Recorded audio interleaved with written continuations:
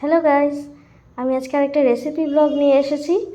তো আমি দেখাচ্ছি রেসিপিটা, আগে বলবো না, তোমরা দেখবে স্টেপ বাই স্টেপ, তারপর বুঝতে পারবে এটা কী বানাচ্ছি আমি। কড়াই তেল গরম করে শুকনো লঙ্কা দিয়ে দিয়েছি, তারপর অল্প একটু কাসুরি মেথি দিয়ে দিয়েছি ভালো স্মেল হওয়ার জন্য। তারপর কুচি করে রাখা বড় সাইজের একটা পেঁয়াজ এর মধ্যে দিয়ে দিলাম আমি, নাড়িয়ে চাড়িয়ে দেবো ভালো করে। কী বানাচ্ছি আমি এখনও বলবো না, দেখতে থাকো, এমনিতেই বুঝতে পারবে আমি কী বানাচ্ছি। তো পেঁয়াজগুলো ভালো করে নাড়িয়ে চাড়িয়ে একটু হালকা ব্রাউন হতে দেবো। তারপর আমি এর মধ্যে দিয়ে দেবো কেটে রাখা বিনস, একদম ছোট ছোট করে বিনসগুলো কেটেছি আমি, এর মধ্যে দিয়ে দেবো।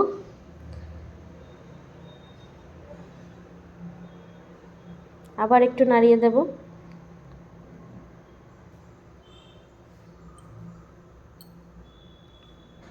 অল্প একটু লবণ দেবো এর মধ্যে, আমি বেশি দেবো না, নুনটা অল্প করে দেব সেদ্ধ হওয়ার জন্য।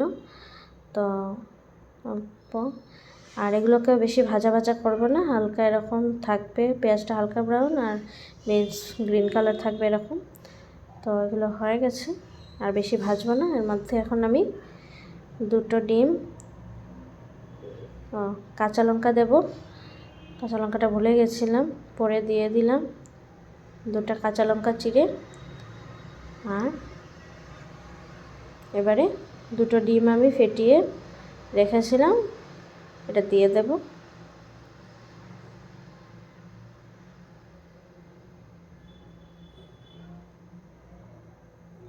খুব ভালো করে নাড়িয়ে দেব, নাড়িয়ে একসাথে এগুলো সব ভালো করে একটু ভাজা ভাজা করে নেব।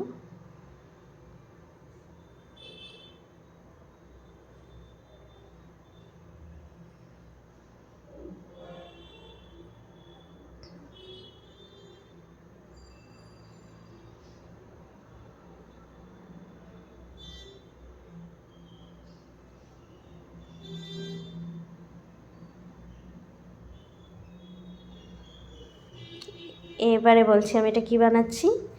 এটা হচ্ছে আগের দিনের বেঁচে যাওয়া ভাত আমার।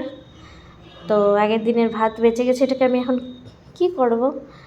তো সবসময় তো আর ঠান্ডা ভাত খেতে ভালো লাগে না, আমাদের মাঝে মধ্যেই বেঁচে যায় ভাত। তো এটাকে আমি কি করেছি, একটু টেস্টি একটা রেসিপি বানিয়ে নিচ্ছি। তো এখন আমি এর মধ্যে একটু চিকেন মশলা দিয়ে দেবো। আমি চিকেন মশলাটা দেখালাম এখানে, এই যে এটা হলো এভারেস্টের চিকেন মশলা, আমি একটু দিয়ে দিলাম উপর থেকে, একটু নাড়িয়ে দেবো। আর ভাতটাকে আমি অল্প হলুদ আর নুন চিনি দিয়ে আগে থেকে মাখিয়ে রেখেছিলাম, তো এটা দিয়ে দিয়েছি।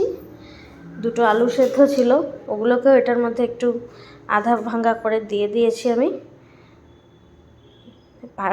একবার ভেবেছি যে আলুটাও সেদ্ধ আলুগুলোকে একটু ভেজে নেব, তারপর ভাবলাম না, একটু অন্যরকম লাগবে, একটু আধা ভাঙা করে ভাতের সাথেই দেই। তো এবারে 1 চামচ পতঞ্জলির ঘি দিয়ে দিলাম, বাস আর কিছু দেব না। এরকম করে নাড়িয়ে চাড়িয়ে একটু ঢেকে আমি নামিয়ে নেব, হয়ে গেল আগের দিনে বেঁচে থাকা ভাত দিয়ে একটা ভালো একটা টেস্টি রেসিপি আমার। ভালো করে নাড়তে হবে যাতে সব কিছু মিশে যায় একসাথে, মশলা টশলা ঘি সব কিছু। তারপর ঢেকে দিলাম, বাস হয়ে গেল আমার সুন্দর একটা রেসিপি আগের দিনে বেঁচে যাওয়া ভাত দিয়ে। দেখো খেতে দুর্দান্ত হয়েছিল, যেমন টেস্ট তেমন স্মেল তেমন দেখতে ভালো, দেখেই বুঝতে পারছো তোমরা, খুবই ভালো হয়েছিল। তোমাদেরও যদি আগের দিনের ভাত এরকম বেঁচে যায় তো ঝটপট টেস্টি এই রেসিপিটা বানিয়ে ফেলবে, আর খেয়ে বলবে আমাকে কেমন লাগলো।